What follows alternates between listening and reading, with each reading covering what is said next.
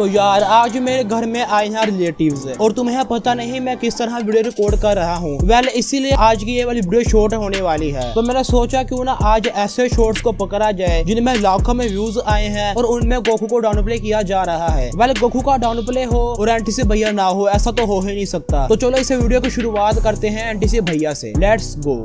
Goku versus light novel Jinbu. लेकिन एक second, ये तो मैं कर चुका हूँ ना पहले। नहीं, मैंने जो पहले किया था वो गोकू वर्सेस जिन्बू था, सिंपल। और लोगों को लगा मैं गोकू के लिए बायस हूँ। नहीं भाई, मैं वर्सेस बैटल के अंदर किसी भी कैरेक्टर के लिए बायस नहीं होता हूँ। आई एम द पर्सन जिसने गोकू को नारुतो से हरवाया।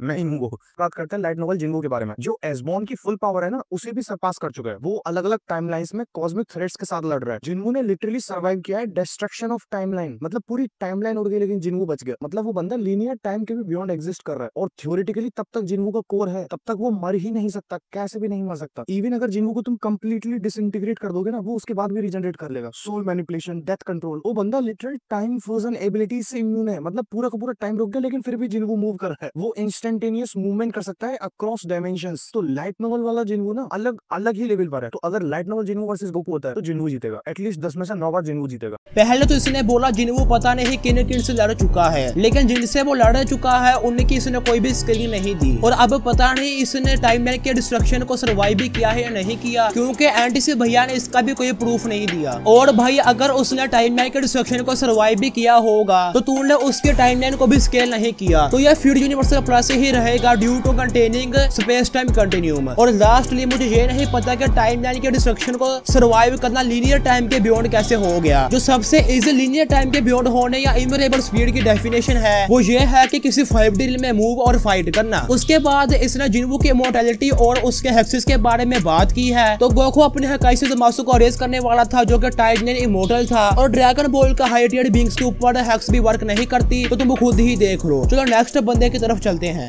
गोकू वर्सेस वैंगलिंग में कौन जीते? इस टॉपिक की मेरे पास इतनी डिमांड है ना कि मैं बता नहीं सकता। वैंगलिंग जो कैरेक्टर है वो आता है Chinese novel daily life of immortal king से। जैसे नाम से ही पता चलता है कि वो एक इमॉर्टल कैरेक्टर है। उसके पास है काफी सारी पावर्स और एबिलिटीज जैसे कि रियलिटी चेंजिंग और डेथ मैनिपुलेशन। वो चुटकियों में यूनिवर्सेस को क्रिएट और डिस्ट्रॉय कर सकता है। बात करें गोकू की तो वो भी यूनिवर्सेस को डिस्ट्रॉय कर सकता है लेकिन इतनी आसानी से नहीं। देखो मुझे वैंगलिंग कैरेक्टर इतना ज्यादा पसंद तो नहीं है और गोकू तो मेरी जान, लेकिन गोकू के इतने ज्यादा पावरफुल होने के बावजूद वो वैंगलिंग को नहीं हरा सकता। हैं? ये कैसे हो गया कि वैंगलिंग यूनिवर्स को इजीली डिस्ट्रॉय कर सकता है और गोकू नहीं? वेल यूनिवर्स को कंप्लीटली यानी उसके अंदर के होल स्पेस टाइम कंटिन्यूम को डिस्ट्रॉय करना भी यूनिवर्सल प्लस लेवल फीट है। और क्या बोला था कि गोकू यूनिवर्स को इजीली डिस्ट्रॉय नहीं कर सकता? तो मेरे भाई गोकू सुपर सन गोड और बीरस की बैटल में जब वो यूनिवर्स को डिस्ट्रॉय भी नहीं करना चाहते थे तब भी सिर्फ उनके पंचेस के शॉक वेव्स जो कि रियलिटी में की वेव्स थे उससे पूरा यूनिवर्स इजीली डिस्ट्रॉय होने वाला था, राइट? और अब भी उन्होंने इसे डिस्ट्रॉय करने की कोशिश भी नहीं की थी। ये सिर्फ की वेव्स की वजह से था जिन्हें गोकू कंट्रोल नहीं कर पा रहा था ड्यू टू गॉड की। और अगर तुम सिर्फ ड्रैगन बॉल के ऑफिशियल गाइड के रीमेक वर्जन के इस स्कैन को भी यूज करो तो गोकू इजीली 5D लेवल पर स्केल हो जाएगा, जो कि काफी है वैंगलिंग की यूनिवर्सल फीड स्केल के। और हाँ एक बात तो माननी पड़ेगी, वैंगलिंग कैरेक्टर वाकई में बेकार है। ना उसकी कोई स्टोरी है और ना उसका कोई प्लॉट है, सिर्फ trash, literally fully trash show है। चलो अब नेक्स्ट शो की तरफ चलते हैं।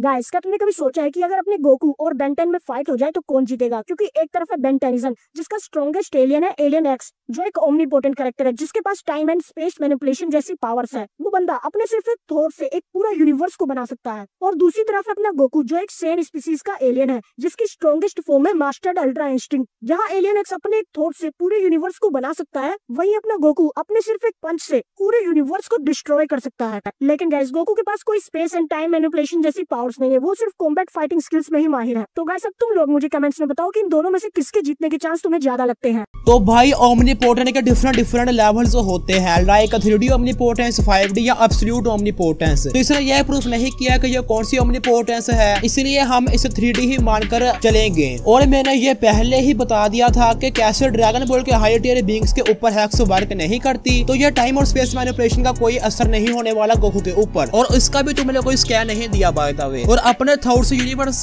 को बनाना एक क्रिएशन हैक्स है। अगर नहीं तो फिर भी ये यूनिवर्सल प्लस यानी 40 फीट होगा एट बेस्ट। लेकिन मैंने आप लोगों को ऑलरेडी गोकू की 5D स्केलिंग का स्कैन दे दिया है, तो अभी भी एलियन एक्स गोकू का कुछ भी बिगाड़ नहीं पाएगा। वेल तो हाँ गाइज, आई होप तुम्हें इस वीडियो से कुछ नया जानने को मिला होगा। वेल मैं मिलता हूँ आपसे नेक्स्ट वीडियो में एक नए टॉपिक के साथ, तब तक के लिए take care and good bye.